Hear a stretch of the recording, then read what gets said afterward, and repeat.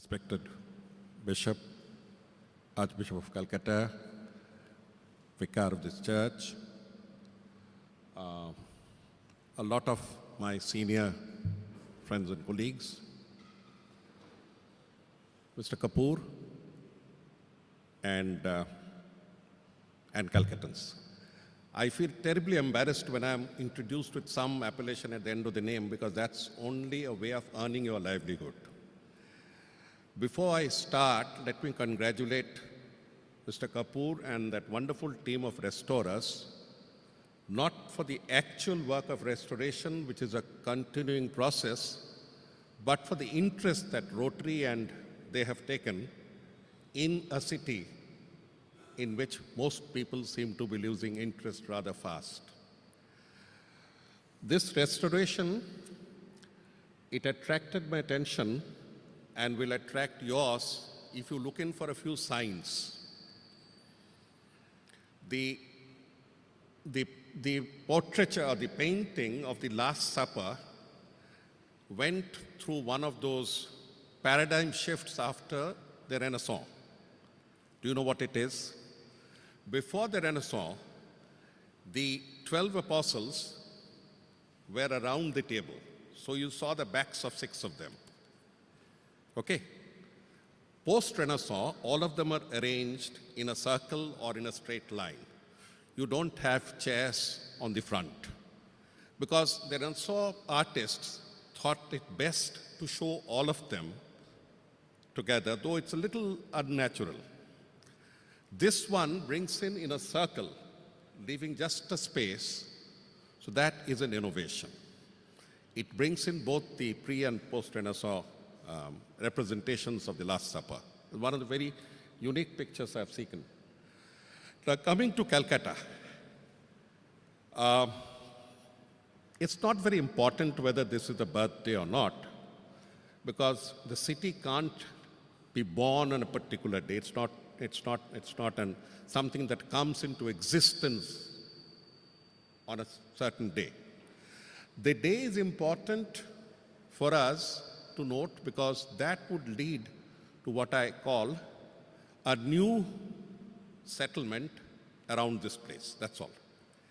Now, most people know that on the 24th of August, 1690, Job Charnock came here. Sorry, I forgot, Excellencies. My mistake in not addressing the consular corps. So most people know that he stopped somewhere here and thereafter a city came into birth. And that most probably it was an accident. Everyone was stopping and perching their bases somewhere along the Hooghly. It wasn't exactly an accident. And that's the story why Calcutta was not an accident. For the next 200 to 300 years, people would be cursing the selection of this particular city or this particular spot for the capital, for being the capital of the British Empire, because they found nothing in it that was desirable excepting what came up due to human efforts. It was hot, it is sticky. It's on a side that was famous for its malaria, and we exported cholera to various parts of the world. But let's not look at that side. Let's get into what was troubling the Englishman and why he chose this particular spot. You transport yourself to the 1670s, 1680s, 1690s, and you'll get the picture. The British had just about asserted themselves almost as a matter of fluke as a naval power. And they were asserting themselves after the Armada. They were not accepted either as a naval power or as an army worth reckoning. British would be accepted as an army worth reckoning only after 1815, after the Battle of Waterloo, when Wellington led the Allied command and happened to be on the winning side. The most historians know that it was Marshal Blucher, or Blucher, who played a much bigger role. Now, coming back to 1690, what the Brits had and the others didn't have was a growing navy that had ships broad enough to take on the recoil of powerful cannons.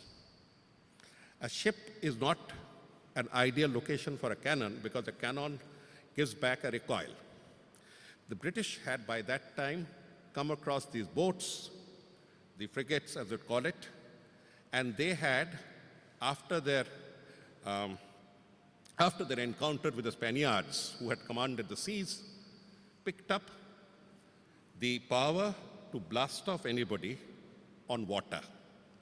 So what do you need to assert your supremacy? There's a Bengali proverb that says that if the crocodile wants to show you its might, it doesn't fight you with you on land. It invites you into the water. Okay? So it's something very similar. All the foreign powers were on the west bank of the Hooghly. Fort Gustavus at Chinsura was, Fort Gustavus was in Chinsura and almost impregnable. That was the Dutch. Serampore was with the French. Bandel had been with the Portuguese, from which you get Bandel cheese, from which you'll get paneer and chana and the Bengali sweets. But the English presence was only in Hooghly. It moved on to capture Bandel, but that was secondary. The point is, on that side of the river, you were more susceptible to the Mughal Fauzdar and his minions. At any point of time, the Fauzdar of Hooghly would pounce upon you, extract his chanda, and move away. The Mughal emperor had given a farman for giving them trading rights for a magnificent sum of rupees 3,000. But that was not respected by the local Fauzdar, who behaved like a local Thanedar whenever he felt like, and he would be extorting money. More than that, the other powers would connive with the remnants of the Mughal regime, and this led to an exasperation that most traders within these communities had. So Chanak came up with this brilliant idea that if I have a stretch of water between me and everyone else, whoever steps on the water, I can blow him out to smithereens. That is a central idea of coming to this bank. Why this particular spot? It could have been further north. It could have been further south. In fact, the logical place was Hijli or Falta. Falta is the place where ultimately Clive would be landing. He chose this spot because this was the maximum extent to which the seagoing vessel could come and rest. After this, it became treacherous because of the sandbars. You didn't know how far you could go. Being a very calculating man, he chose Sutanati, not this ghat. Sutanati, because in low tide, there's a lot of water there, and it's called Sutanati Deep. In the English records, it's known as Chutanati Deep. Even if you kept your boat there, in low tide, it would not get stuck in the mud, whereas it would get stuck here. So all these calculations are written in the books of the East India Company, otherwise known as the Consultations of the Right Honorable East India Company. So on 1686, in 1686, Chanak was made the factor at Hooghly. Factor incidentally meant the chief merchant, the guy who was just above chief merchant. And the unit around the factor was a trading outpost that was known as the factory. The factory does not start as a production unit. It starts as a trading unit. Below the factor would be chief merchants, senior merchants, writers, underwriters. We have left behind one of these appellations in one of the houses quite close to here, the writers. Okay, move on. So Chanak had made this, he was made Fauzdar, and he was an impetuous man. He was earlier factor at Patna from which the British procured saltpeter. Saltpeter was an essential mineral right, that was used for gunpowder.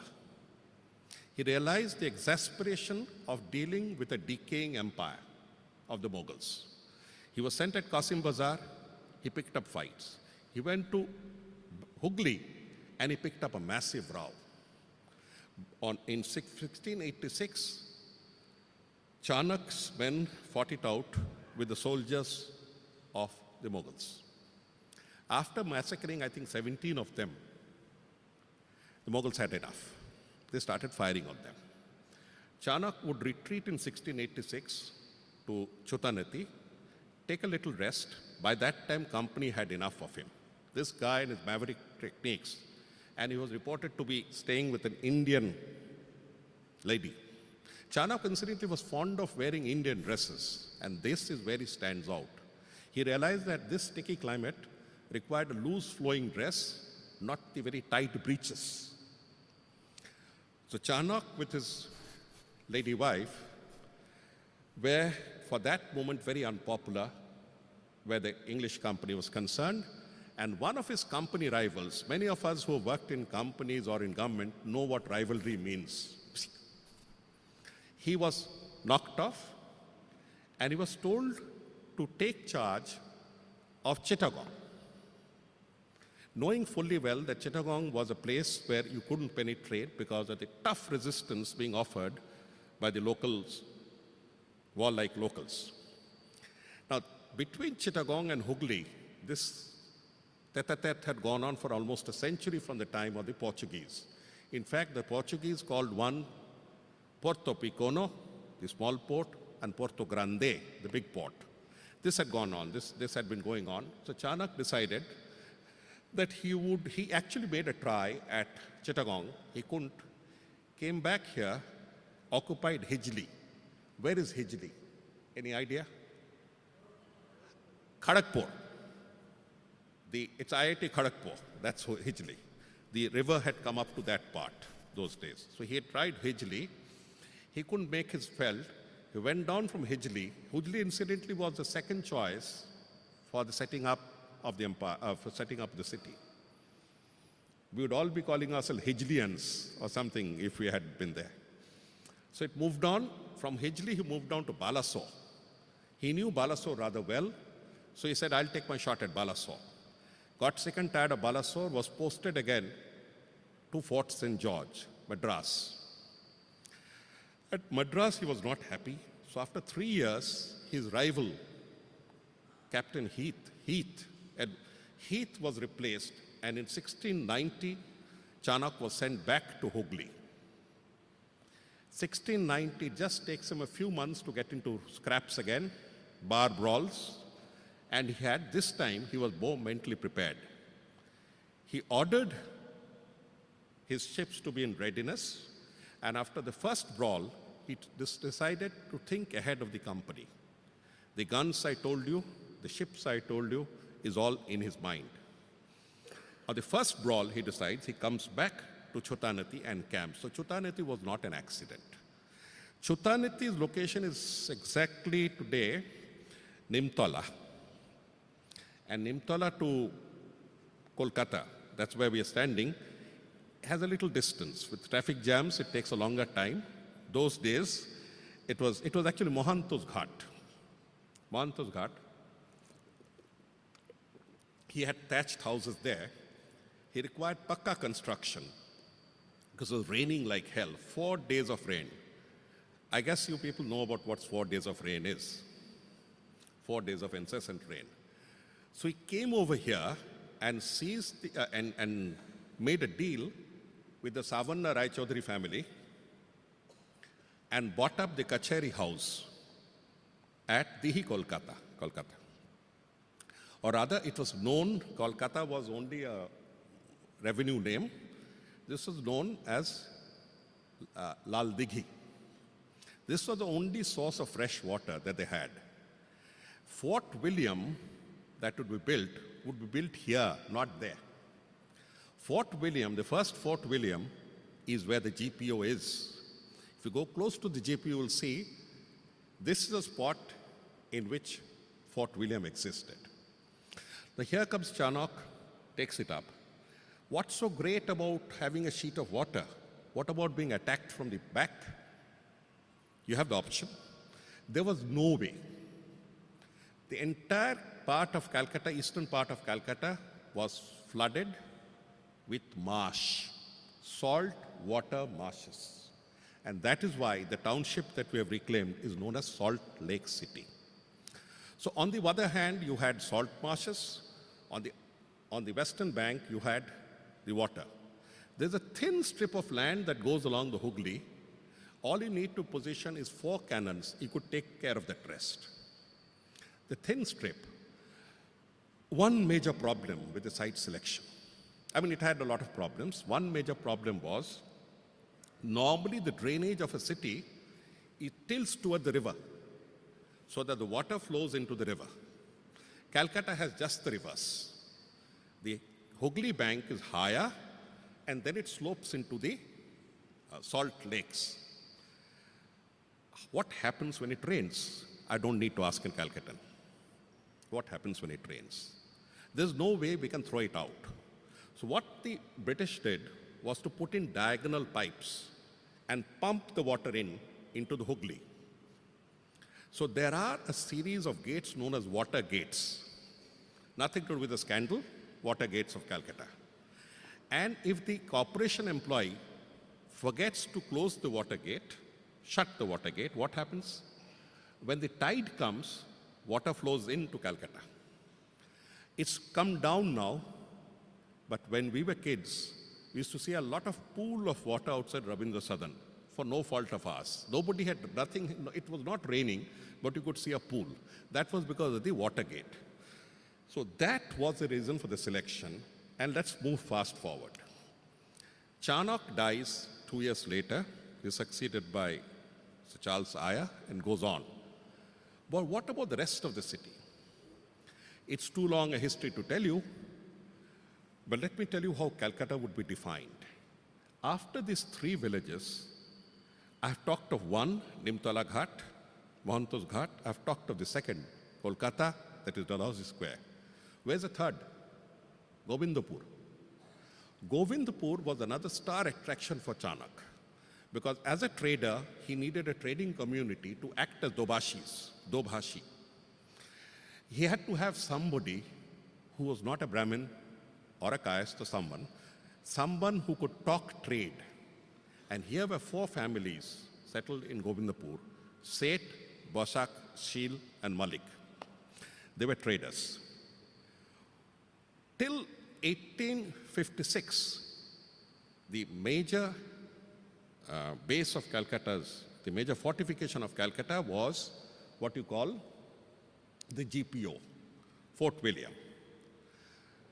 1756, Shiraz, who's then Nawab of Bengal, decides to come down and take clash with the British. They had just grown a bit too much. From 1690 to 1756, Shiraz-ud-Dowla comes in and meets the first combat at a place that was famous for trade. It's at Sialda. The name of the place is Baitak Khana. It's this Baitak Khana which continues to remain one of the main trading marts of Calcutta. If people who have seen Irmala Dushan want to see Calcutta by night, early morning, if you want to see how trading is done with huge trucks of fishes, huge trucks carrying fruits and vegetables, come off to Baitak Khana at 4 o'clock in the morning. It's at Baitak Khana that you had this banyan tree under which sat the Baniya, the trader, who wore a very loose garment which would later on be known as banyan, the one that we wear. The loose, it's a loose sort of a cotton garment. So 1756, Shiraz-ud-Dowla's troops come in and take the first battle at Baitak Khana, Sialda. I think that was the first traffic jam we had. After that, they move along this road, and they came up to a point up to near Lal Bazaar, where today's Lal Bazaar is, and started bombarding. The first major edifice that was under attack. Guess which? Next to Writers' Building is a thin steeple, tall steeple of a church. That church didn't exist in that form. It was a ballroom in the evening and a courthouse in the morning. The Brits didn't want two buildings. So that is why when you come in from Raj Bhavan side, it's called Old Courthouse Street, right at that point. So this courthouse got smashed. Writers' Building didn't exist, so there's no point in smashing, but I guess there are lots of people who could have a lot of number of views about what to do with it. So it moved on, and they started bombarding the fort. The fort being GPO. Forget the GPO. The fort was there. They damaged the fort, and after that you have the story of Holwell's dark hole. Okay, move on. 1757 comes a maverick called Robert Clive. He lands up again from Fort St. George. Fort St. George is an irritating way of sending people to Calcutta. So he lands up there and he moves on. At Falta, he's told by the East India Company's men not to undertake further adventures. Moves on. He tears up the message and moves further towards Calcutta, occupies Calcutta, smashes Siraj-ud-Dowla, moves up to attack him. He had by that time worked it out with Zafar. And they meet in a village which is on the borders of Murshidabad and Nadia, Plassey. The rest is history. What happens after Plassey is very interesting.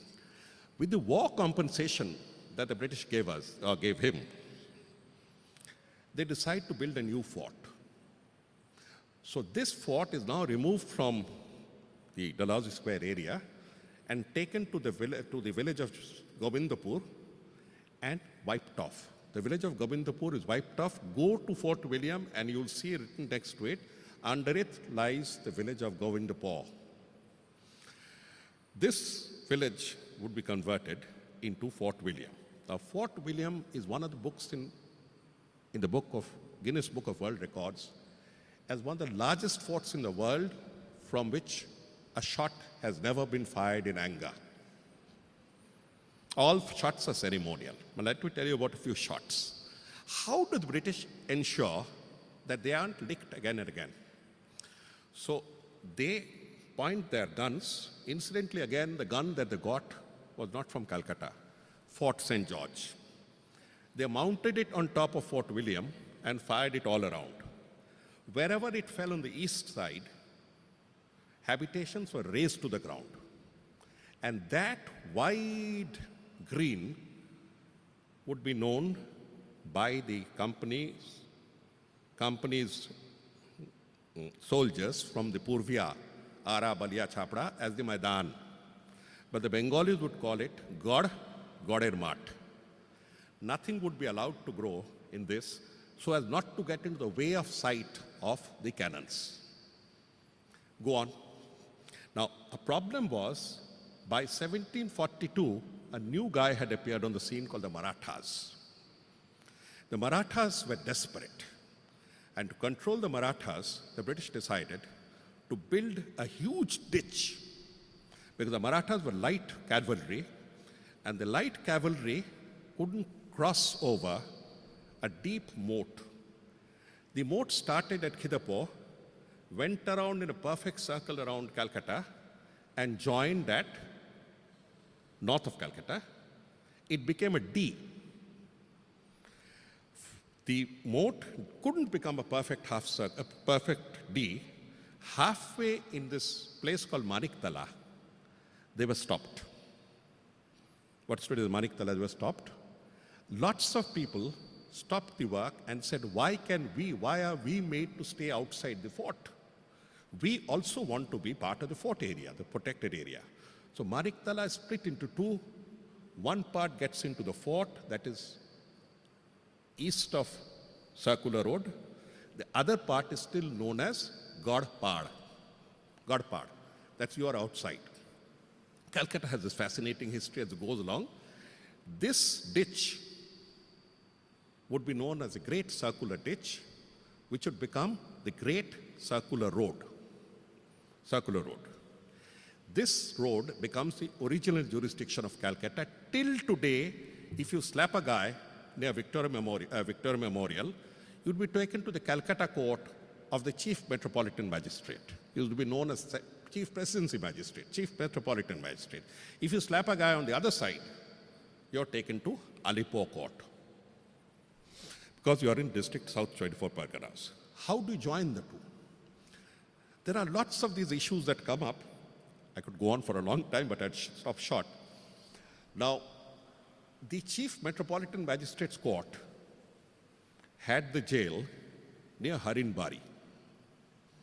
From Harinbari, near Lal Bazar, it would be shifted down south, and when Victoria Memorial would come up, the jail would have to be shifted outside Calcutta. When you talk of Calcutta, you mean the original jurisdiction of Calcutta, the circle. One minor problem. British law says that no magistrate can execute a sentence outside his jurisdiction.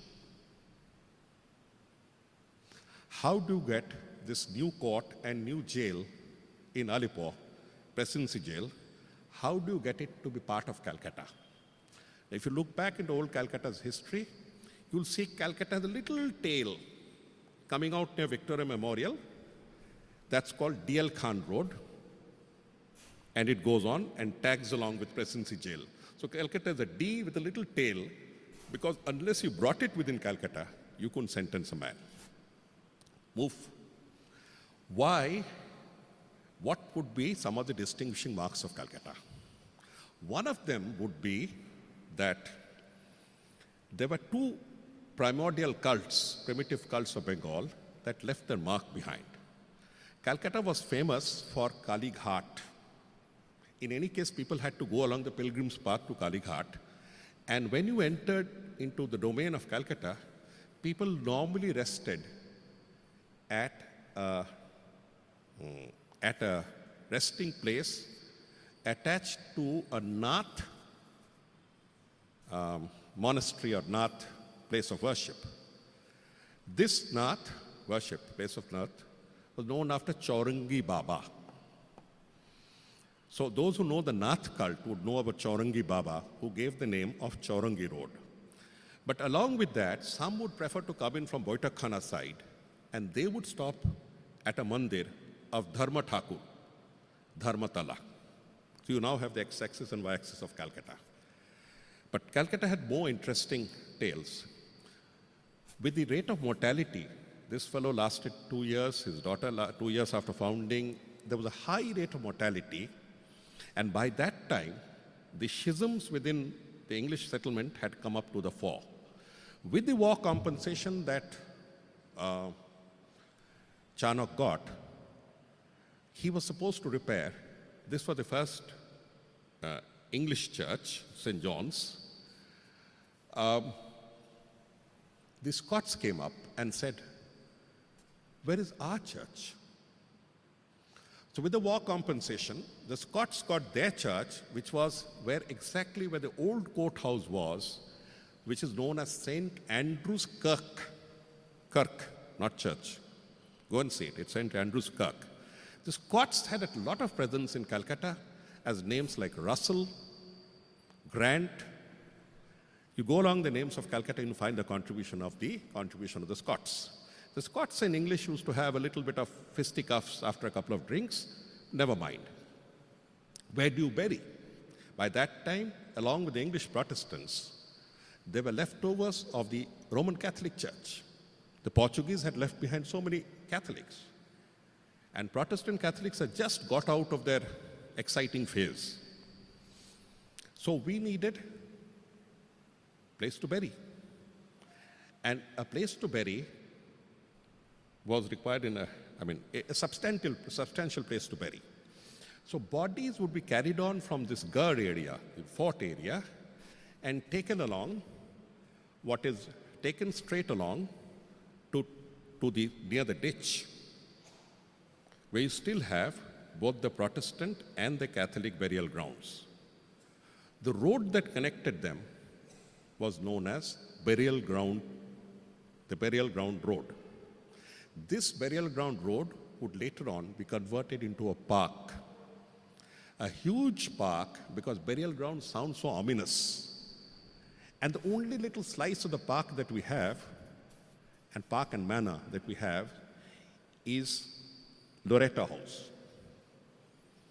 Loretta House is the only patch of green, and Allen's Garden, little patch of green, is the only thing we have left out of Park Street or Mother Teresa's or any or whatever you call it, leading to Middleton's house. That's why it's Middleton Street. So each street of Calcutta this way reeks of a past, reeks of history. This is one city that is soaked in history in such an emphatic manner that all I would urge upon you is to start looking left, right, and center and ask questions. Ask questions. There are so many books available. We had all formed a little society I joined the IAS in 1975. By 1980, I realized I was worthless for it. I stuck back. In 80, we had formed a society here called the Society for the Preservation of the History of Calcutta, quite a mouthful. So it was led by Professor Nishit Ray. It was in Theatre Road. And we had collected a lot of material that's still there. We can pass it on to any group and society. We can give you the references. P.T. Nair, has he come here today? P.T. Nair was one man who was working for a commercial paper. P.T. Nair decided to dedicate his life to finding out the history of each Calcutta. So there's a beautiful book in P.T. Nair's horrible English. It's called The Streets of Calcutta. I don't know whether it's still in publication, but every time you open up any one of them, you'll see how each place got its name and how each name can be contested. How Bahu Bazar would come in, how Balyaghata would come in. Calcutta turned from 3 villages to 38. This was got by this English doctor who cured the Nawab's daughter. And as a result, he got 38 villages. So 3 plus 38. Among these 38 are Siahal Daha, Balyaghata, and goes on. Those are the original names of Calcutta. So this is a city that had its trigger point today, 1690, on a hot, sticky, rainy day. Right from its birth, it had a lot of, it learned to take criticism in its stride. And one of the most virulent critics of Calcutta was Rudyard Kipling. Kipling was a Lahori, and he believed that Bengalis were not very exciting people, and Calcutta was a mistake. So this is Kipling's tribute to Calcutta, backhanded and smashy. Let me conclude with this little thing that he has left behind. Thus the midday halt of Chanak, more's the pity, grew a city. As a fungus sprouts chaotic from its bed, so it spread. Chance directed, chance erected, laid and built on the silt, palace, byre, hovel, poverty and pride, side by side, and up to here it's tolerable. And above, it's descriptive. But here is where Kipling gives his punchline. And above the packed and pestilential town, death looks down. Ladies and gentlemen, let's give Kipling a big lie. We shall go on looking at death in the face, looking at adversities in the face, and we shall be here celebrating the centenary through 300 years, 500 years, 700 years, maybe from this building itself. We don't know. Calcutta has something that very few cities of the world have, a spirit to fight and live. With these words, I thank you for your patience, and God bless you.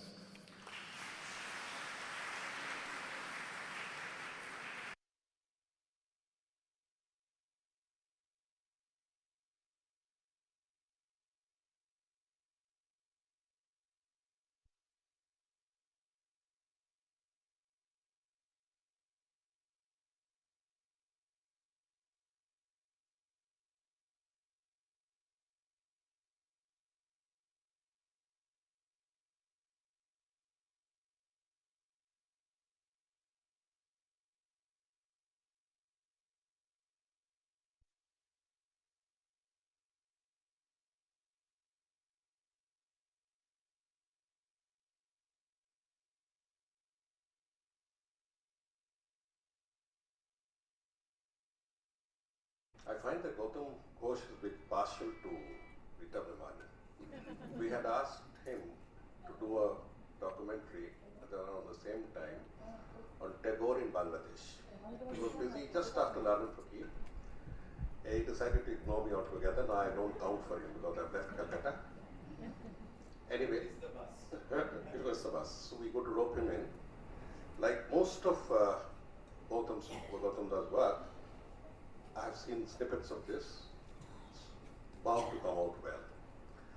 But since I have this task of introducing the context, I've just asked you to go back not only to this day, exactly 180 years ago, when a man died in Bristol, 180,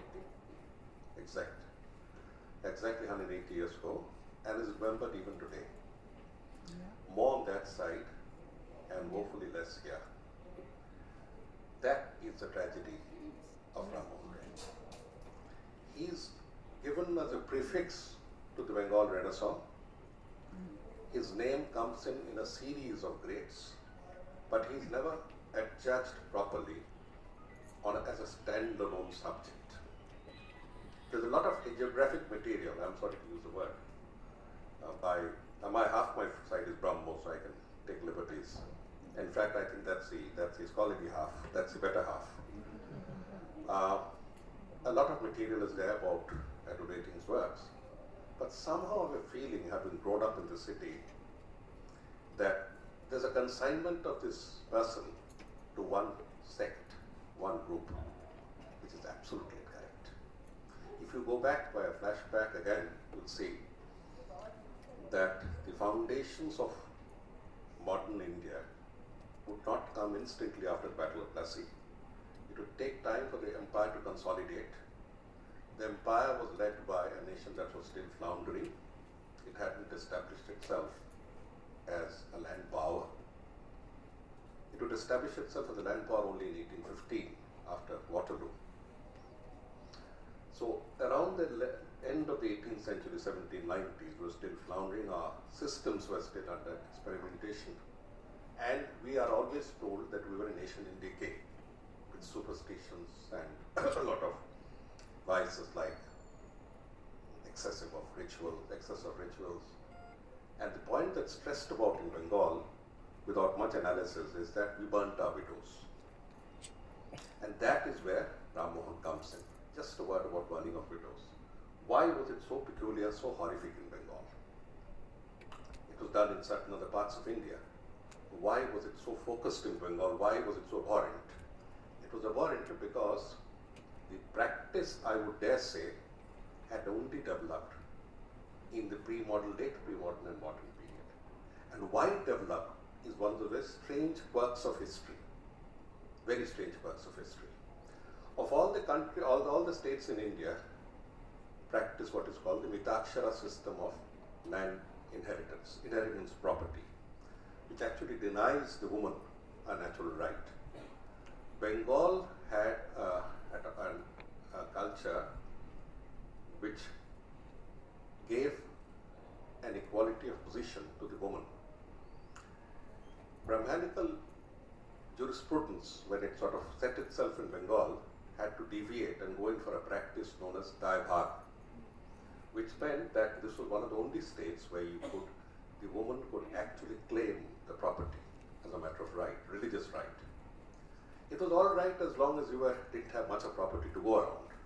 But with the arrival of 1793, with the accrual of wealth in Bengal, where I'm speaking with a little bit of repetition because there are lots of historians, including Bharatidi here, but this is an angle of thought that it's only when money started flowing into Bengal and into the intermediary class, the Bhadradoks, the Zamindars, that there was a lot to go around. And that is the time when they found the natural claim of the widow to be rather annoying. And what could be the best way of disposing her? Especially if one chose to marry more than once. Burn them up. Horrible as it is, the Shastras were invoked, and this is where Ram Mohan plays. But another small takeoff on this, once widow burning, sati, the horrible, horrendous, inhuman practice came to a halt, Bengal took up another vice, consigning these widows to Vrindavan and Banaras for purposes that I would not like to discuss. So we let it at that. Now coming back to the man who changed it all around, it was practically a single-handed effort. People who are aware of his life would know that in the 1820s, there was hardly any Indian, I repeat myself, hardly any Indian visionary in any state, in any province, who had the gumption to stand up alone. He was not even, he is fancied around as a Raja, but that was just a title given to him by Akbar II, I think. Akbar II, he was a titular Mughal emperor. I use the word titular because by that time, as you know, in another 30 years, it would all be sorted out, that it didn't matter. It's just a title, but he had a struggling life on his own. And this, of course, I won't get into his life, I'll just get into the context of his life. In the 1820s, I repeat, there was hardly anyone in India who had that vision, the consolidation of thought, the capacity to interlocute with Britain and the rest of the world on terms of equality. He is the one who pointed out, he has many firsts to his credit. First, one of the first that we give to his credit is the word Hindu. This amorphous group of practices that passes off as neither Muslim nor Christian, but something that goes around in India, to give it a meaning, to give it an identity, the word Hindu in Western literature would first come in through Ramohun. I may stand corrected, Bharatika, am I right? Right. He would again be the first known Indian of consequence to be crossing the seven seas and going to England. In fact, the curse of going to England is what haunted many for the rest. Because he happened to die there by meningitis. So that was taken as Kabhi Kala Pani. Don't cross the black waters, black seas. So there again he comes up first. But more important for me today as an inheritor of the great liberal tradition to you and me, who stand here today, is the fact that who is it who opened the doors first? And that I would place the credit solely upon a man who was lonely all his life.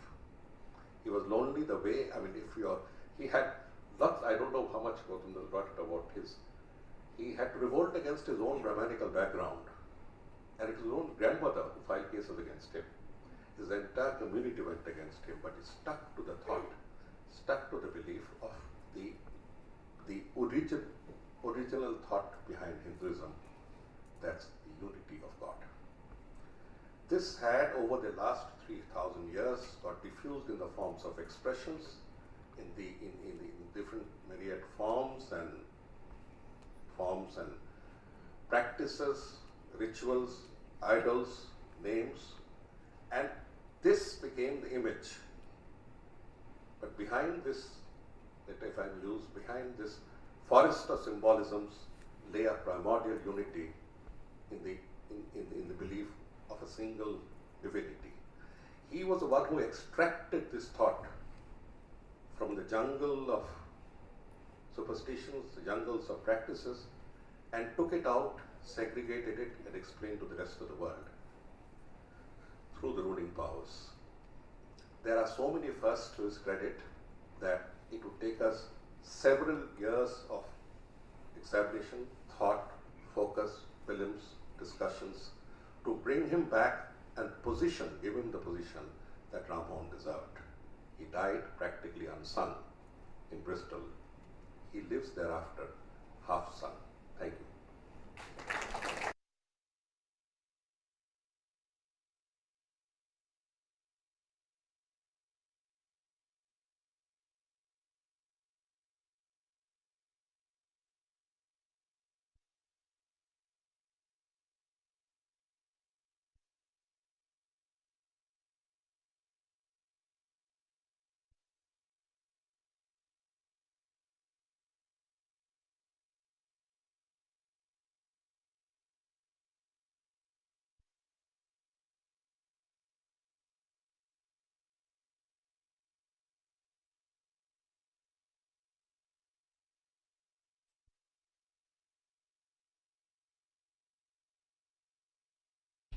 সুবর্ণকান্তি বাবু, রাজশ্রী, আমাদের ভারতীদি, vice chancellor মহোদয়, উপস্থিত বন্ধুগণ,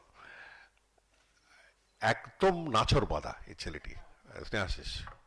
শুধু কালেকশনও নয়, ও কবে থেকে লেগে আছে যে এটাকে পাবলিকের সামনে তুলে ধরতে হবে। কারণ আমি ওর কাজের ব্যাপারটা আবছা আবছা জানি। একবার চেষ্টা করে বর্ধমান ইউনিভার্সিটির ওর হলো না, না হয়েছে অর্ধেক এগিয়েও হয় না কেন। সংস্কৃতির ব্যাপারে লোকের ধারণা তো আপনি জানেন সকলে, একটা লো প্রায়োরিটি সাবজেক্ট। উপাচার্য অবধি করা গিয়েছিল। ওর এই কালেকশন যেটা ও করেছে তার জন্য আমরা সবাই সকলের তরফ থেকে আমরা ধন্যবাদ জানাচ্ছি। কেন জানাচ্ছি একটু পরে বলছি, কেন এই প্রাইভেট এফার্টের দরকার ছিল। দেখুন, আমার কাছে হিন্দি ফিল্মের গান, এক কথা আমরা বড় হয়েছি মধ্যবিত্ত শিক্ষিত মধ্যবিত্ত বাড়িতে, বাবা ওটাকে ল্যারা লাপ্পা বলতেন। তো ওটা কোনো ভদ্রলোকের শোনে না, দেখে না। এই বলে আমাদের প্রথম পরিচিতি। শাস্ত্রীয় সঙ্গীত, রবীন্দ্রসঙ্গীত, বাকি যত রাজ্যের যত গুণী সঙ্গীত এগুলো ভালো, হিন্দির থেকে যত দূরে থাকা যায়। তা সত্ত্বেও আমার প্রথম মেমোরি কিন্তু ঝানক ঝানক পায়াল বাজে, খুব ছোটবেলায় দেখেছি। হিন্দি সিনেমাকে কিন্তু আজকে 70 বছরের কাছে, প্রায় 60-65 বছর পরে কিন্তু আমাদের নতুন করে মূল্যায়ন করতে হবে। আমি কাকে পছন্দ করি, আমার কাছে আমার রুচিতে কোনটা বাধে, আমার রুচিতে আমার পরিবারে কি সংস্কৃতিতে আমরা বড় হয়েছি, সেগুলো ধরুন একদিকে রাখলাম, সেটা আমরা নিশ্চয়ই পোষণ করব, সেটা নিশ্চয়ই আমরা তুলে রাখবো, তুলে ধরে থাকবো। কিন্তু ভারতবর্ষের মানচিত্র যদি আপনি তাকিয়ে দেখেন, দেখবেন পৃথিবীতে 4টি মাল্টি ন্যাশনাল স্টেট আছে। মাল্টি ন্যাশনাল স্টেট আমি যখন কথাটা ব্যবহার করছি, আমরা ধরে নিচ্ছি যে বিভিন্ন নেশনস, এখন নেশনকে আমরা কম করে একটু ডাইলিউট করে বলতে পারি যে নেশন নয়, people, race, linguistic group, ethnicity, অনেক কথা বলে আমরা ঢেকে দিতে পারি, কেন এখন তো আমরা একটা নেশন। 4টি মাল্টি ন্যাশনাল স্টেটের মধ্যে কিন্তু চরিত্র আলাদা আলাদা। প্রথম যদি আমরা তাকিয়ে দেখি, সবচেয়ে পুরনো চীন। চীনের সংস্কৃতিতে তারা বিশ্বাস করে, দে আর only certain central principles. হান জাতি, চীন ভাষা, মাঞ্চুরিয়ান, এবং চাইনিজ ইউনিটি। অতএব 80-85% চীন কিন্তু একটি ভাষাতেই কথা বলে, 90% বোধহয়। একটি জাতি, একটি ভাষা, একটি সংস্কৃতি, একটি মূল্যবোধ। চলে আসুন রুশ, একই ব্যাপার, রুসিফিকেশন। রুশের চারিপাশে যারা ছিল তাদের সবাইকে রুসিফাই করা হয়েছে। তারা সবাই রুশ ভাষায় কথা বলে, একটি সংস্কৃতিতে বিশ্বাস করে, একটি ধর্মে তারা বিশ্বাস করতো, পরবর্তীকাল আরেকটা ধর্মে চলে এসেছিল লাল পতাকার নিচে। আবার দুটো ধর্মের মধ্যে এখনো তারা একটা সমন্বয় আনার চেষ্টা করছে। কিন্তু মোটামুটি it is a unified homogenic society. একটা ভাষা সবগুলো বোঝে। চলে আসুন পৃথিবীর সবচেয়ে নতুন মাল্টিন্যাশনাল স্টেট, আমেরিকা। আমেরিকার ওই ভদ্রমহিলা যিনি হাতে ওই আপনার স্ট্যাচু অফ লিবার্টি নিয়ে দাঁড়িয়ে আছেন, সকলকে আহ্বান করছেন, তার প্রতিমূর্তি দেখে আমাদের মনে হয় যে পৃথিবীর যে কোনো রাজ্যে যে কোনো দেশের লোক ওখানে চলে যেতে পারে। It's a truly multinational state, and it is actually a multinational state. কিন্তু আপনারা যদি যারা আমেরিকান সংস্কৃতির মধ্যে যান, দেখবেন একটি সংস্কৃতি সেখানে প্রিভেল করে। জয়ন্ত ওখানে পড়িয়ে এসছে কদিন আগে। জয়ন্ত এখান থেকে যতখানি ইন্টারনেটে বুঝতে পারতো, তার চেয়ে বেশি ওখানকার রাস্তাঘাটে বুঝে এসছে। প্রফেসর জয়ন্ত সেনগুপ্ত, এখন ভিক্টোরিয়ার আমাদের curator. And that is called ওয়াসপাইজ। কথাটি আপনাদের কাছে নতুন মনে হলো, এটি মনে রাখবেন। হোয়াইট, অ্যাংলো স্যাক্সন, প্রটেস্ট্যান্ট, এর বাইরে কিচ্ছু নেই। আমরা গেলে আমাদের একটি মেয়ে নাকি কদিন আগে ওদের মিস আমেরিকা জিতেছে, তাকে সঙ্গে সঙ্গে বলে দেওয়া হলো সে brown, she is not white, she is not Anglo Saxon, she is not Protestant. হায় কপাল, আমরা কি করলাম। আপনার কাগজে পড়েছিলেন বোধহয়। অতএব এইগুলো কেন বলছি, এবার চলে আসতে হবে ভারতবর্ষে 1940 সাল বা 1930-এর দশকে চলে আসুন। 1930-এর দশকে ভারতবর্ষ ছিল না, একটা জাস্ট ভৌগোলিক কনসেপ্ট। এই নিয়ে কত যন্ত্রণা রবীন্দ্রনাথ ঠাকুরের, এটা কি কোনোদিন এক হবে? বিবেকানন্দ তার 3 দশক আগে মারাই গেছেন, বলে গেল জানি না অভাগা দেশ কোনোদিন এক হবে কিনা। যারা যারা মানুষের মনে ছিলেন তারা সকলেই একই ব্যথা, যে আমাদের মধ্যে এত মিল, কিন্তু আমরা আলাদা আলাদা রাজ্য, আলাদা আলাদা ভাষা, আলাদা আলাদা সংস্কৃতি, আলাদা আলাদাভাবে নিজেদের দিকে দেখি। 47-এ যখন আমার প্রথম পার্টিশনের পরে ভারতবর্ষের বৃহৎ অংশ বেরিয়ে ভারত হলো, আরও দুটো অংশ ছিটকে গিয়ে অন্যটি রাষ্ট্র হলো, আমাদের কাছে এই সমস্যা ছিল। কিন্তু আমি যে প্রজন্মে বড় হয়েছি, আমরা সকলকে ওই মাদ্রাসি, হিন্দুস্তানি, উড়িয়া, পাঞ্জাবি, আবার উড়িয়ারা ওখানে বঙ্গালী এ বলে চালিয়ে এসছি। আমি talking of my growing up years, আপনারা সকলেই জানেন।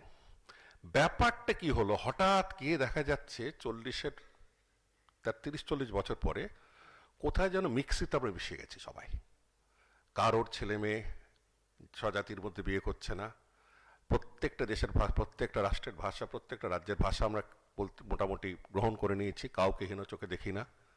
এই যে ভারতবর্ষের মধ্যে একটা হঠাৎ একটা ইউনিটি এসে গেল, এটা তার পেছনে সবচেয়ে বড় হাত যদি আমাকে জিজ্ঞেস করেন, আমি নির্লজ্জভাবে বলবো হিন্দি সিনেমা। এটা যে অগ্রাহ্য করে, যে মানে না, তার সাথে কোনো যুক্তিতর্কের মধ্যে নামা যায় না। হিন্দি সিনেমা হলো, কিন্তু সিনেমা শুরু হয়েছিল এই শহর থেকে। এই শহরে হলো না কেন? এখান থেকে তো আমরা শুরু করেছিলাম একই সাথে। এখান থেকে হলো না আমাদের বাবু আনার জন্য। আমি এই ব্যাপারে স্পষ্ট বক্তব্য রাখি, বাবু আনার জন্য। বাবু সংস্কৃতির মধ্যে এমন একটা কৃত্রিম ভাব আছে যে লোক সংস্কৃতিকে যদি একটা স্থানও দিই, কিরম যেন কয়েক ইঞ্চি মেপে ঢুকতে দিই। লোক সংস্কৃতির সাথে মানুষের সংস্কৃতির সাথে আমরা দূরে সরে গেছি। বাবু সংস্কৃতি বা কলকাতার ভদ্রলোকের সংস্কৃতি একটা পুরোপুরি কৃত্রিম সংস্কৃতি, এ ব্যাপারে কোনো সন্দেহ রাখবেন না। আপনার যে কোনো তার এলিমেন্টটা তাকিয়ে দেখুন, পরবর্তীকালে তৈরি করা। রবীন্দ্র নৃত্যের দিকে তাকিয়ে দেখুন, ভারতনাট্যম থেকে নেওয়া, ওড়িশির থেকে নেওয়া কিছু মুদ্রা, মণিপুরের থেকে নেওয়া, বালির থেকে নেওয়া নিয়ে আমরা একটা তৈরি করেছি। এখানের যেটা আমাদের সবচেয়ে বড় অসুবিধা ছিল, যে এই কনটেক্সটে যে আমাদের 47 বা 30-40-এর দশকে আমরা কিন্তু সকলকে, এবং 30-40, আমি 50-60-এর দশকে বলছি, আমরা আলাদা আলাদা যেভাবে ধরতাম হিন্দি সিনেমার তার ভূমিকাটা হচ্ছে, আমি কিন্তু ভালো সিনেমা দেখি, আমি এখনো হিন্দি সিনেমা খুব কম দেখি। আমার স্ত্রীর পাল্লায় পরে কয়েকটি যেতে হয় ঠিকই, এখন একটা নাকুচু ভাব রাখি। কি করবো, আমাকে সেরকমভাবে হাউস ট্রেন করা হয়েছে। আপনাদের মধ্যে অনেকেই আছেন সেভাবে, আমাদের এখনো গুড সিনেমা দেখি, সিনে club of Calcutta, film festival ইত্যাদি করি, কিন্তু that does not detract me from the principle that the unity of India was founded on the principle of one, a national bourgeoisie, একটা মধ্যবিত্ত শ্রেণী বিভিন্ন প্রদেশ থেকে তারা একত্রিত হয়ে তারা একই ভাষায়, ইংরেজি ভাষায় কথা বলে, তারা তাদের মতামত, তাদের গণতান্ত্রিক চিন্তাধারা, তাদের স্বাধীনতার প্রতি তাদের ভালোবাসা সব কিছুকে একত্রিত করে একটা দর্শন এসেছিল। কিন্তু দর্শন ধরে রাখতে পারে না, দর্শন এগিয়ে দিতে পারে। মানুষের স্তরে যখন, নিচের জনতার স্তরে যখন আমাদের ইউনিটি আসতে হলো, এলো হিন্দি সিনেমার মাঝে। হিন্দি সিনেমার ওপর আমরা অনেকে স্ট্রেস করি, কিন্তু যেটা ভুলে যাই যে হিন্দি সুর এবং হিন্দি গান, এর মধ্যে সবচেয়ে বড় একটা মিথ্যে লুকিয়ে আছে। হিন্দি কথাটি, হিন্দির সাথে সম্পর্ক কিন্তু খুব কম। প্রথম কথা, যে ভাষায় কথা বলে সেটা হলো চলিত ভাষা, কলোকিয়াল। হিন্দি যারা বলে বেনারসের, তারা কান বন্ধ করে এইসব শুনলে, প্রথম। অতএব হিন্দি বলাটা যদি সত্যি কথা বলতে, Hindustani is a better word, ভারতীয়। আর এই রাজ্যে হলো না কেন, তাতে আবার যদি ফিরে আসি, এই রাজ্যে যে কৃত্রিম সংস্কৃতি, তাতে কখনো কোনো স্কোপ ছিল না লোক সংস্কৃতিকে একত্রিত করা, মানুষের সংস্কৃতি একত্রিত করা। কিছু সং দেখাই আমরা মাঝে সাঝে, কিছু রনপার নিয়ে আমরা মাঝে সাঝে নাচি, কিছু লোকগীতিকে সলিল চৌধুরী নিয়ে গিয়ে আমরা তারপর হাত তালি দিই, কিন্তু আমাদের পুরোপুরি তাতে কেএল সাইগাল করুক আর বড়ুয়া সাহেব করুক আর যেই করুক, পয়েন্ট হচ্ছে we believed in a completely structured approach to films. বিশ্বের যত রাজ্যের প্রবলেম সব আমাদের সলভ করতে হবে এখানে, নারী এবং পুরুষের মধ্যে সম্পর্ক এগুলো আমাদের ঠিক করতে হবে, এবং অনেক গভীর বিষয়, অনেক চিন্তার বিষয় আমাদের সিনেমা তখনকার দিনে কনসেন্ট্রেট করতেন। ঠিক এই সময় 1930-31 সালে 31 সালে প্রথম সাউন্ড এলো হিন্দি সিনেমায়। এবার বম্বের অ্যাপ্রোচটা দেখুন। 31 সালে প্রথম সিনেমা কোনটা রে? আলমহারা। আলমহারার পরে হলো আমাদের এই শিরিন ফারহাদ। আলমহারা, শিরিন ফারহাদ, আর তারপরে বোধহয় ইন্দ্রসভা, এই তিনটে। প্রথমটাতে 6টা গান, পরেরটাতে 40টা গান, আর পরেরটাতে 80টার কাছাকাছি গান, আর 78টাই ঠিকই বলেছে, 78টা গান। 1931 আমাদের এখানে যখন প্রচন্ড আতলামি করছি বলা যায়, তখন কিন্তু তারা চলে গেছে গানের দিকে, and it was moving in the direction of American musicals. এখন আর একটা চিন্তার ব্যাপারে দাঁড়ালো। তারপরেই কিন্তু যেটা রেস্কিউ অপারেশন হলো হিন্দি সিনেমার মধ্যে, আমি বাংলা থেকে একটু সরে গেলাম, এখন দেখা যাচ্ছে একটা কালেকটিভ ইন্ডিয়ান এফার্ট হলো। ক্যামেরাম্যান তেলেগু, বোম মাইক ধরে আছে Marathi, lightman Kannada, script writer Bangali, acting করছে। প্রতিটি সিনেমার আমি বিশ্লেষণ করে দেখেছি, নাম পদবি যদি আমি ঠিক করে বুঝে থাকি, it was the first multinational unification effort, 1 নম্বর। 2 নম্বর হলো মানুষের কাছে কি করে আসা যায়। মানুষের কাছে আসার জন্য তখনকার যে স্ক্রিপ্ট রাইটার, তখনকার যারা সুরকার সাউন্ড বানাতেন, তারা আশেপাশে যা দেখেছে গ্রহণ করে নিয়েছে। নোটাঙ্কি, রামলীলা, কোলি ডান্স, কোলি মানে আমাদের মেছোদের নাচ, মেছোদের নাচ তো সবচেয়ে ভালো পর্যায়ে নিয়ে চলে গেল ববিতে, ঝুট বলে কাওয়া কাটে, তারপরে তামাশা, পার্সি স্ল্যাপস্টিক কমেডি, সব কটাকে আলিঙ্গন করে, সব ভারতবর্ষের যে সংস্কৃতি, যেটা আলিঙ্গনের সংস্কৃতি, যেটা মিশ্রণের সংস্কৃতি, যেটা গ্রহণের সংস্কৃতি, সেই সংস্কৃতিকে তুলে ধরলো Hindi cinema. And that ব্রট them closer to the people. তার ল্যাঙ্গুয়েজ পাল্টালো, তার ডায়ালগ পাল্টালো, তার ভাব পাল্টালো। চিবিয়ে সে কৃষ্ণনগরের বাংলায় কেউ বলতো না, লাফড়া তো লাফড়াই দাঁড়িয়ে গেল আমাদের ভোকাবুলারির মধ্যে। কেউ একটা কথা ব্যবহার করলো, সেই কথাটাকে নিয়ে আমরা তার মধ্যে ঢোকাতে আরম্ভ করলাম। এই যে ভারত জোড়ো একটা আনকনসিয়াস অ্যাটেম্পট, এই অ্যাটেম্পটের সাথে কারা জড়িয়ে আছে। 1931 প্রথমে চলে গেলাম সাউন্ডে, চলে গেলাম যে সাউন্ডের থেকে মোর ইম্পর্টেন্ট হলো, মানে সাউন্ড মুভির থেকে বেশি মোর ইম্পর্টেন্ট হলো আমার দি music that goes into it. Cinema কিন্তু খুব কম লোক দেখতে পেত, পোস্টার অনেক বেশি দেখেছে, গান শুনেছে সকলে। আর এই গান বন্ধ করার জন্যে আমি যে মন্ত্রকের সাথে আছি, সেই মন্ত্রকের একটা বিরাট ভূমিকা আছে। 47-এর পরে তারা বলল যে আমরা ভারতবর্ষের সংস্কৃতি জুড়বে শাস্ত্রীয় সঙ্গীত দিয়ে, আমরা উচ্চমানের সভ্যতা, শাস্ত্রীয় সঙ্গীত ছাড়া কিচ্ছু দেখাবো না। পণ্ডিত বিভি কেসকার কালো টুপি পরে আসতেন, এই বম্বের লোকই, মহারাষ্ট্রের লোক। তিনি বললেন শাস্ত্রীয় সঙ্গীত ছাড়া আমি আকাশবাণীতে কিচ্ছু দেখাতে দেবো না, শোনাতে দেবো না। চলে গেল, বাহ, বাবা বারণ করেছে, খুব ভালো কথা। চলে গেল রেডিও সিলন, বিনাকা গীতমালা, কি রোকে বাঁধকে, আমিন সায়ানি, তাই তো মনে আছে আপনাদের? আবার ফিরে এলো বিবিধ ভারতী। আজকে আমার গর্বের, মানচাহে গীত, বিবিধ ভারতী। এবং ফিল্ম সঙ্গের এডুকেশনকে এমন একটা পর্যায়ে নিয়ে যাওয়া হলো যে পরীক্ষার থেকে বেশি জানতে হবে। অন্তাক্ষরী,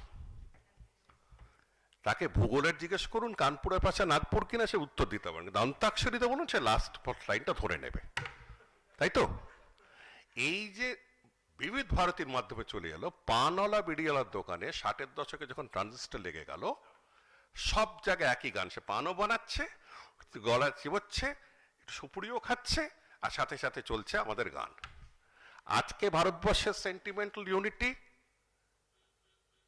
সকলের, যদি বলতে হয় আমাদের নিজেদের বিভিন্ন বিভিন্ন প্রাদেশিক সংস্কৃতি তো রয়েছে, আমরা সেগুলোকে কখনোই আমরা অগ্রাহ্য করছি না, তাকে ছোট করছি না, কিন্তু ইউনিফাইং ইউনিটি যদি হয়ে থাকে it's a Hindi film song.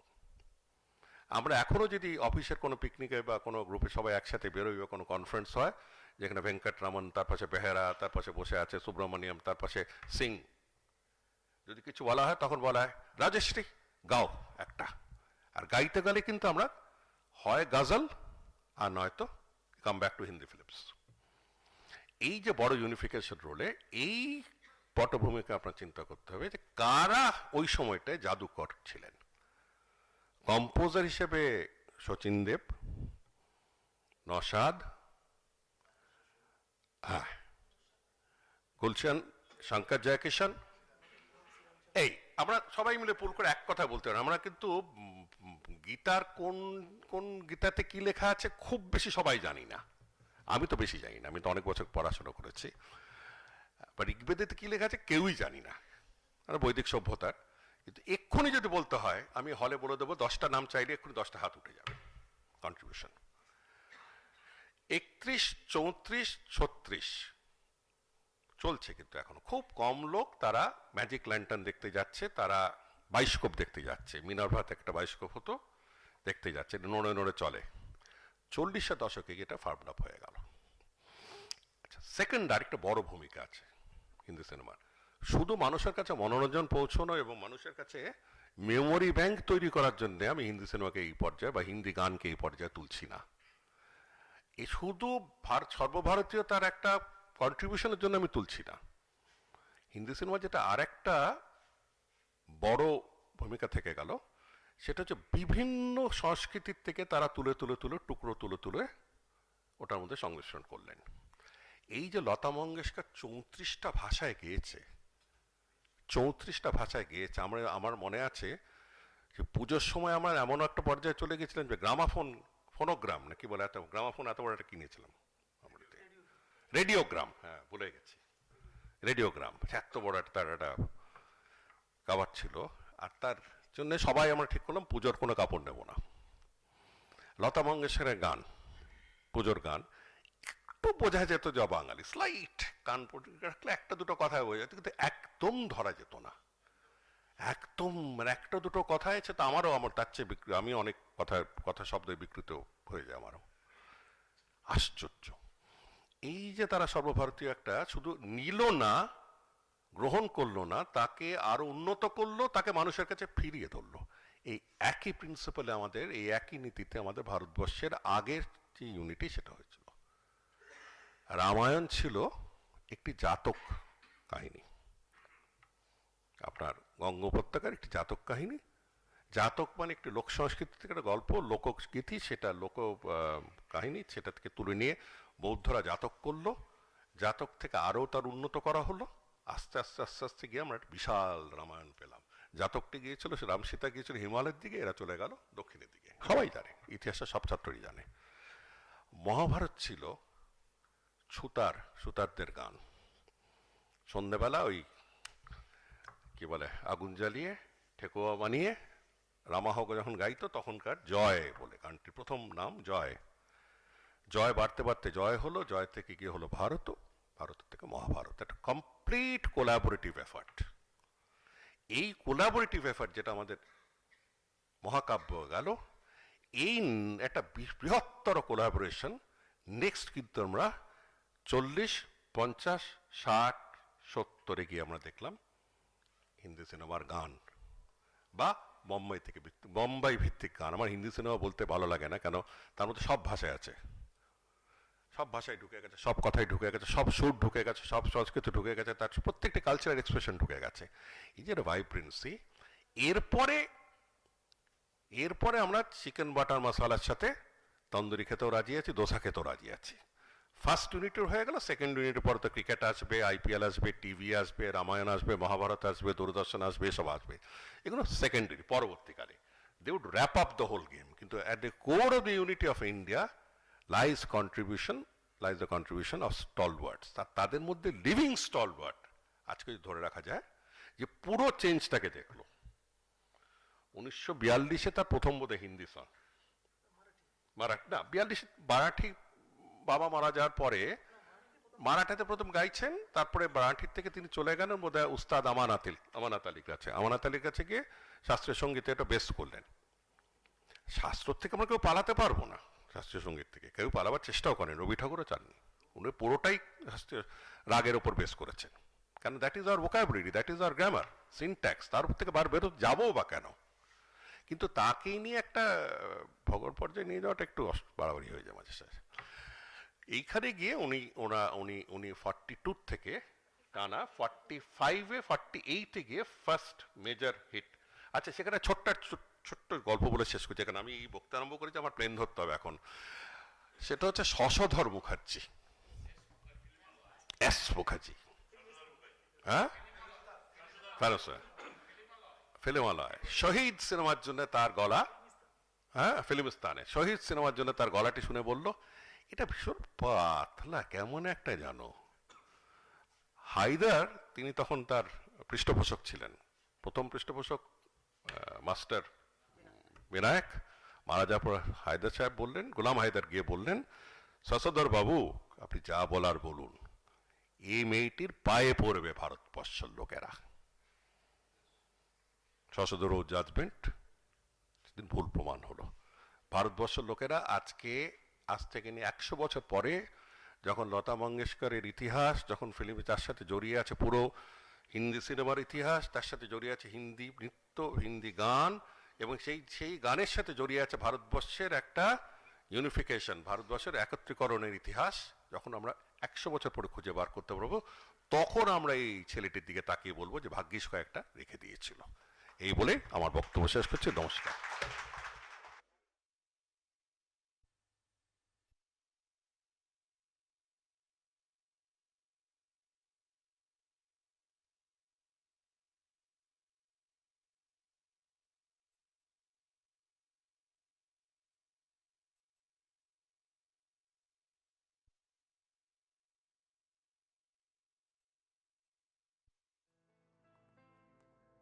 Respected Swamiji,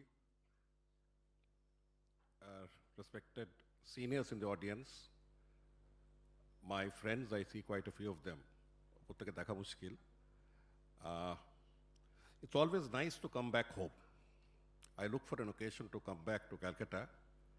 My present job doesn't permit me so much flexibility because Prasar Bharati has under it 470 radio and TV stations, out of which only 2 are located in Calcutta. So the proportion is a little unbalanced if you look at it. I am extremely grateful to the mission and to the Sarag Memorial for this opportunity.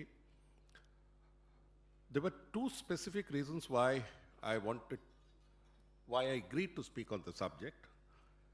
It's perhaps not the most popular subject as of now. We are all passing through a period of public gloom about public institutions, all of them, legislature, parliament, executive. You see somebody getting arrested every day. Judiciary, certain comments being made at the highest level. And of course the press. We hear of a press editor being caught on camera, etc. So the respect for institutions or the regard for institutions is at perhaps the lowest after independence in the last 2-3 years. That in a way is a development that we need to take note of, not get frustrated. We have 82,000 newspapers in India. So people who think they can't read 4 newspapers a day may kindly take note. Out of which, even if 10,000 are active, you know what that means. This is one of the most vibrant expressions of democracy any place in the world has. All over the world, many newspapers are not of that high quality. So there's no need to get frightened with either the numbers or the quality. Readership is around 18 crore. Television, we have 48 channels at now. So people who struggle with their remote controls for remote control for trying to locate one among 100 channels may also kindly take note. This is the choice we have. Actually, out of them, about 450 to 500 are active in different languages. And since it costs money to get into the dish TV or the cable operations, you see about 100, thankfully. This number, in my humble opinion, can't stay this big. It was like the early days of private airlines when everybody had a Skycraft, this carrier, that carrier. Ultimately, they compete each other out and you're left with only 4. Internet users, because that is another form of media that's going to take over. Internet users are 18 crores and active mobiles are said to be 730 million or 73 crores. Right. The size of the industry is moving from 82,000 crores. When we talk of money, 82,000 crores at present, covering print, radio, TV, films, then digital media, and slated to become 1,66,000 crores, more than double in exactly 5 years. This is, in a very short, swift, the coverage of the media. From the glory of India, from the highest, best moments of Mary Kom, to accidents, to political struggles, everything is now visible. When we fought out on the streets or in the gates of our college, there were no photographers. K. Dipankar, there were no photographers. Now, if you manage to push someone, you come out on the newspapers the next morning or on TV. Right now, I dread to open the papers. Rape, murder, scam. And then there are these TV channels which assume that the nation, Suranjan, you're marked late, come up. Honorable Vice Chancellor has finally come. Let us give him a hand for coming late. তোমার attendance হবে না আজকে হ্যাঁ ও attendance কাটে তো সবাই নন collegiate discollegiate করে দেয় আচ্ছা so the nation wants, the nation demands and all that, the form of presumptive let us say opinion making. This one is very interesting, but the question that arises is there a silver lining out of this cacophony, out of this high decibel sounds? Let's move on. During the Commonwealth Games, just a few days before starting, one cameraman found one toilet or one spittoon. I've never been able to understand what he photographed. And that went ballistic all over the world. In the Commonwealth Games, this is the state of our preparation. We saw that toilet piece, ugly looking toilet piece, at least 500,000 times. And then follows water seepage. The rain gods were also not very kind to the organizers, so they came in full fury. Everything started leaking. Public fury went up. And it ended only when their chief organizers were sent to uncomfortable places. You find a period when both TV and the print media compete with each other to bring out more and more public scandals. The Nanda, BMW, I mentioned Jessica Lal, Nitish Katara, match fixing, all of these started coming out, including that sting operation upon a leader who was taking cash. But from 2010, October, the history of India changed. Till 2009, September, till 2009 and early part of 2010, India was willing to live with Satyam, despite the fact that thousands of people had lost their savings. But 2010, something happened. The thread snapped. And after that, there was no looking back. The flop side, the other side of this story is that it began whetting an appetite that we must need a head a day. This used to happen during the French Revolution. Place de la Concorde, where the guillotine would come down every day so that the mob could enjoy. Somebody আজকে বলিতে কাউকে চড়াতে হবে. Somebody has to go today. That sort of thing. This is not very, very healthy. There are crooks, but the intensity Now, Commonwealth Games, I had mentioned 2G, Colgate, Augusta Westland, it can go on. Let's see, next, Kalke Prakash show. Next. Okay, this one is one of my favorites. I was asked in many places of the world, how is it that India remains the only democracy between the Atlantic and the Pacific? If you shut your eyes for a minute and look at the map of the world, leave out Europe, start from Casablanca, Morocco, go along the whole sub-Saharan belt, forget Saharan belt, go along the Western Asian, Northern Africa region, Central Asia, come to the Indian subcontinent and go all the way up to Philippines, you'll find the common punctuator of democracy has been those tanks. Every country in the world has had tanks coming out for practice every few years, whether it be Thailand, whether it be Pakistan, whether it be Bangladesh, whether every country. The only country which did not allow tanks to come out onto the streets is India. Remember that. And why? Because the liberal democratic class, despite all its differences, had such a common hatred for being ruled by the barracks that no occasion, never was any occasion provided for coming out. Even if the exercises got a little showy, questions were raised as to why are we seeing so many people. There's a hypersensitiveness about it. This has happened. I need not emphasize on it. People have been threatened. But it's managed to ward off censorship and has won. A few exceptions, they are now history. They are now history.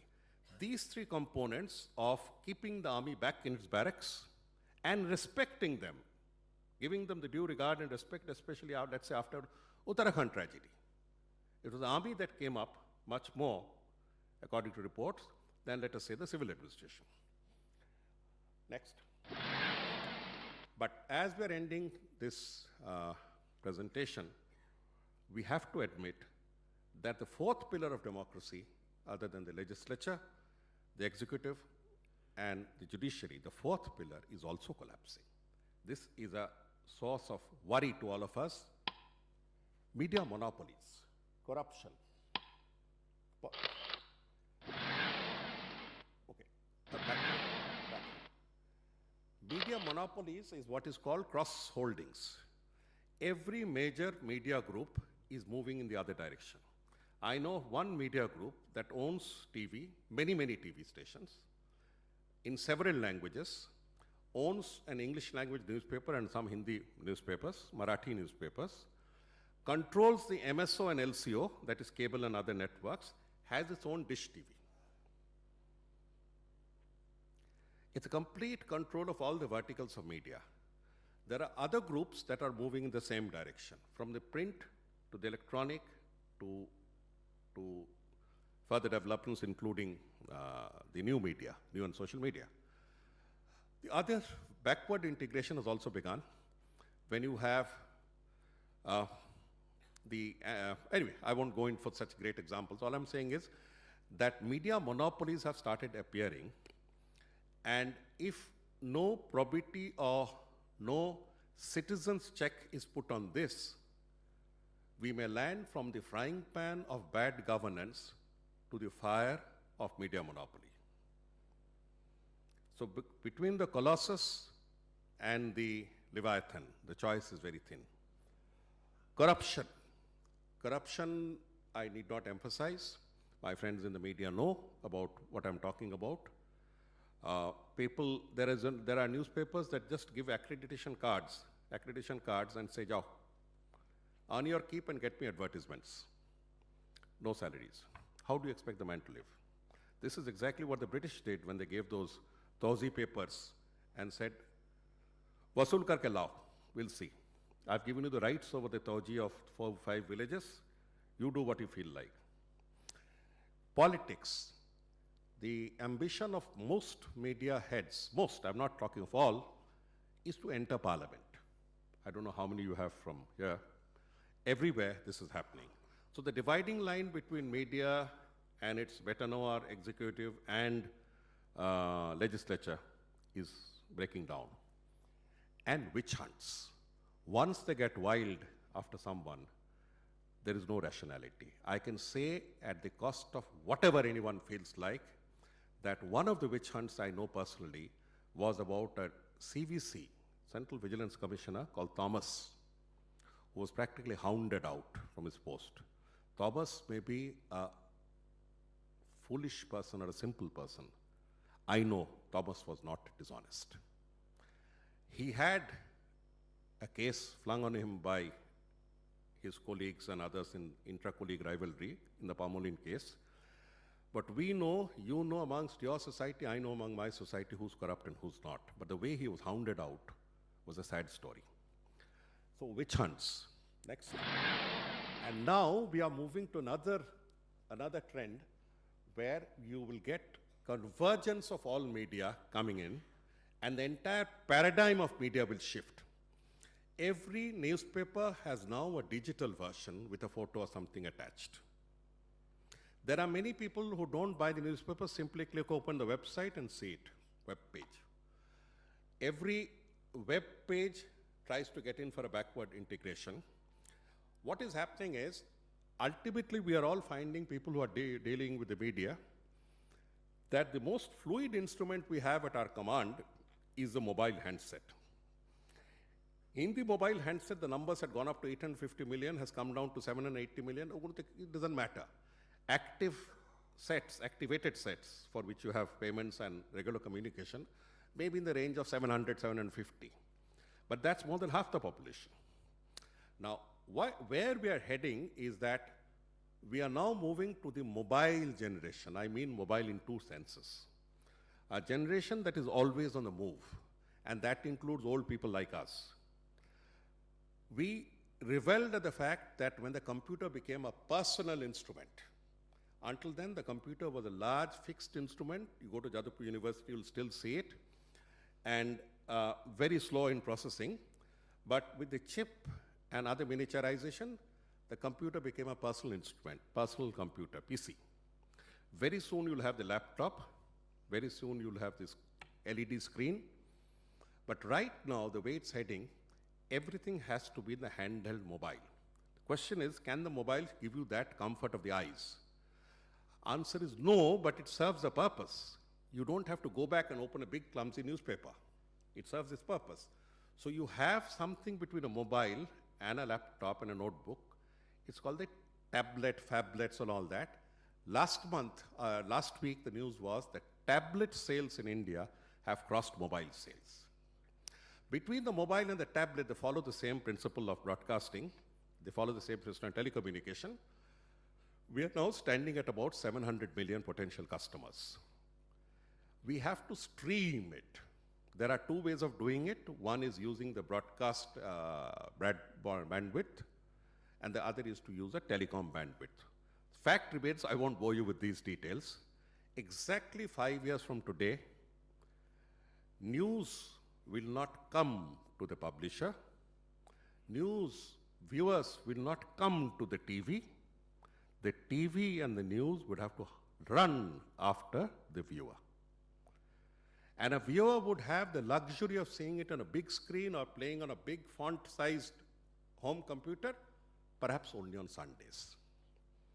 So that is one development that one needs to keep in watch. Everything is now integrated into, from the songs, you don't need, frankly, you don't need an iMusic. You can open any mobile set can have it. So the mobile is turning out to be a new paradigm that we have to learn how to handle, the mobile and the tablet. Any mental block or revolt on the mobile or tablet, that I can just take a call, ami SMS, amar shashini boshe achen, ami SMS korte jani na, you can get away, but ultimately we are moving in a direction when everything is going to come up. I have a particular experiment coming up in the next 6 months. It is called DVB-T2 or Digital Terrestrial Technology. We'll try it out in Bombay first. We have terrestrial transmitters. We are trying to get something of receptors into the mobiles. It's like a pen drive. If you attach that, it's called dongle, you'll be getting the airwaves straight in. telecast straight in. Question is, how many channels do we get in?